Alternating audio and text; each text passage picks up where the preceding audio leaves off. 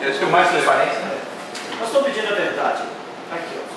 Elencamos aqui a designação de um promotor, a perícia nos documentos que temos informações, já foram esquentados os documentos daquela diligência, certo? Para poder justificar O policial militar está preso. Foi posto Ele estava preso em unidade policial militar. No primeiro batalhão. A gente está fazendo uma série de pedidos. O primeiro é a designação do Ministério Público. Tem uma informação, a gente não. Essa esposa do Cabral, que foi a dona que é a dona do comércio, ela, ao atender o Alex estava com dinheiro. Ele foi para recarregar o telefone.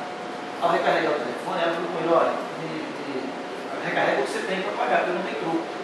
Ele roubou o dinheiro, certo? E nós estamos pedindo, inclusive, aqui a quebra de sigilo do atalho do telefone, inclusive do Alex, porque a gente acredita que o Alex estivesse conversando, inclusive, com outros comparsas. Esse Alex foi preso, não, né? Ele era testemunha, não foi preso. Está testemunha. Ele quem foi abordado. Mas ele chegou a ser preso ainda? Não, porque ele era testemunha. Ele é traficante, tá? Nós já tivemos acesso à tia dele, à família dele. Ele é traficante. Ele mora no Londrina. A tia dele, que mora lá no Frei Leopoldo, que é o vizinho do Carmo Cabral, e a boca dele é no Morro Alto, na região dos policiais civis da Mata.